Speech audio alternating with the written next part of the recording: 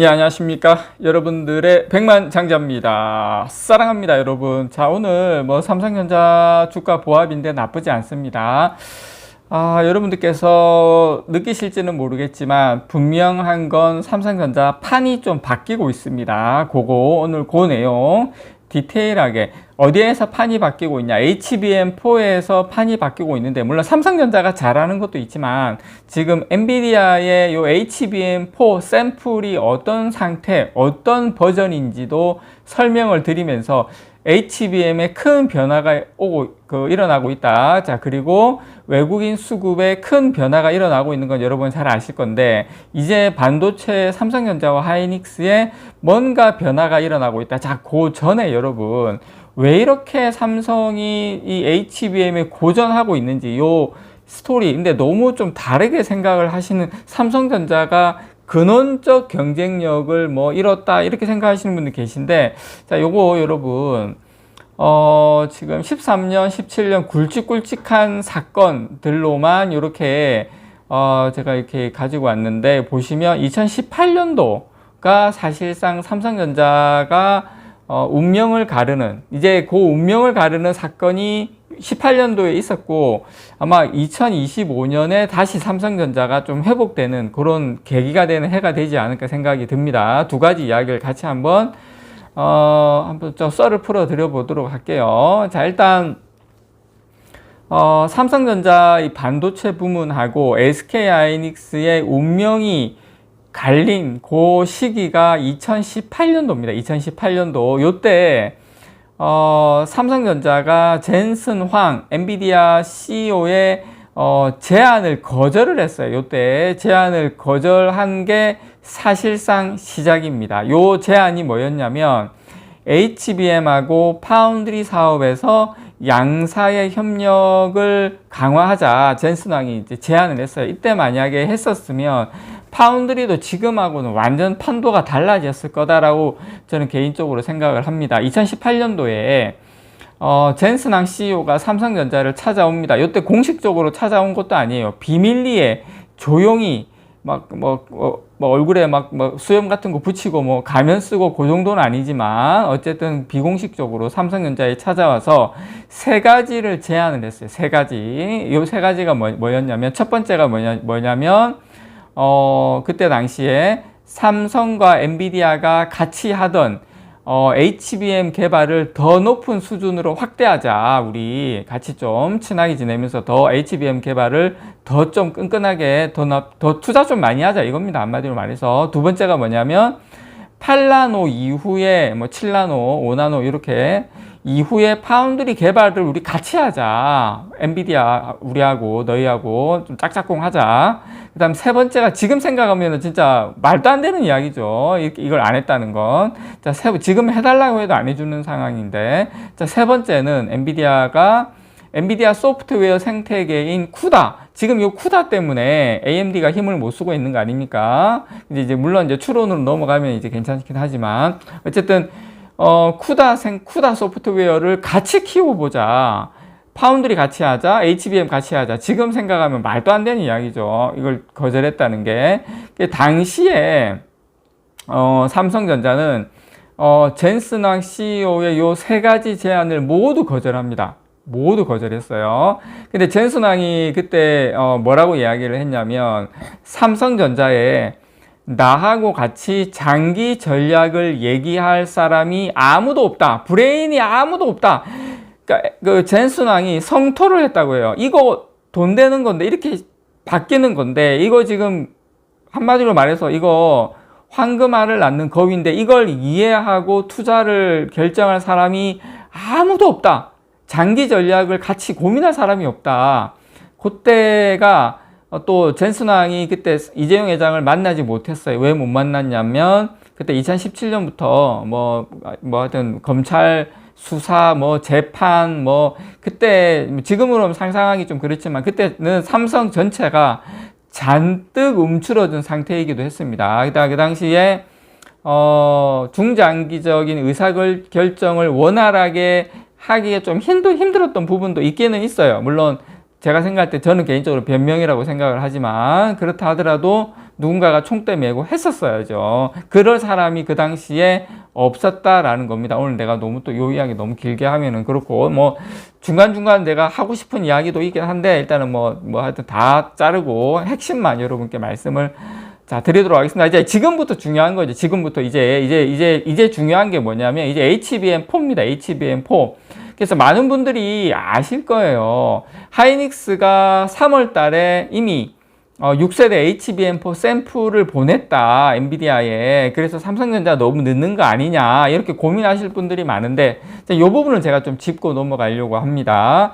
자, SK 하이닉스가 3월 달에 보낸 6세대 HBM4 샘플이 초기 버전입니다. 초기 버전. 이게 무슨 말이냐면, 이게 예전에 HBM3가 콜 테스트 기간이 생각보다 짧았잖아요. 왜 그러냐면, 이게, SK 하이닉스가 올해 초에 주요 고객사에 공급한 HBM4 샘플은, 초기 버전으로 다수의 단계를 통과해야 됩니다. 아직까지 한마디로 말해서 여물지 않았다. 이게 좀 표현하기가 좀 맞는지 모르겠는데, 근데 이전 세대인 HBM3는 거의 완성 단계인 상태에서 샘플을 보냈어요. 다수 차이가 있다는 겁니다. HBM3는 거의 완성 단계에서 보낸 거고, HBM4는 거의 초기 단계에서 보낸 거예요. 급하게 보낸 거예요, 일단. 근데 거기에서 차이가 많이 난다.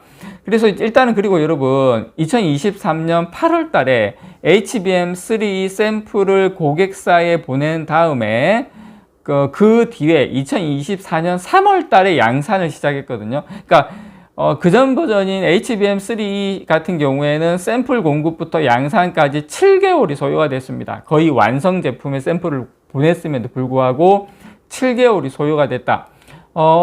구체적으로 HBM3가 언제 콜 테스트를 통과했는지는 확인되지 않았지만, HBM4의 경우에는 수정이 필요한, 많은 수정과 공정이 필요한 초기 버전임을 감안하면, 최소한, 그 전에 7개월 걸렸기 때문에 최소한 10개월에서 많게는 1년 가까이 걸릴 수도 있다. 그렇게 되면 아무리 빨라도 올해 말이나 내년 초는 넘어가야 된다라는 겁니다. 양산까지 들어가려면 HBM4 같은 경우에는. 자, 그런데 자, 엔비디아에서는 물론 그런 것 이유도 있지만 조금 그전하고는 확실히 분위기가 달라. HBM3보다는 HBM4에서는 뭔가 좀 미적되는, 뭔가 마이크론하고 삼성전자를 좀 기다리려고 하는, 여기서부터는 본인들도 좀 단가를 좀 후려치고 싶은 뭔가 느낌적인 느낌, 욕망적인 그런 게 좀 느껴진다라는 거, 예, 잡소리였습니다. 자, 그래서, 근데 이제 중요한 건 여러분, 또 HBM3E하고 HBM4하고는 이 기술적 난이도가 상당히 다릅니다. 그래서 콜 테스트 기간이 더 늘어날 수밖에 없어요. 참고로 HBM4의 입출력 단자 수가 2048개입니다. 2048개. 그리고 HBM3가 1024개인가 아마 그럴 거예요. 그러니까 2배가 늘어난 거예요, HBM4는. 그래서, 그리고, 베이스 다이, 로직 다이입니다.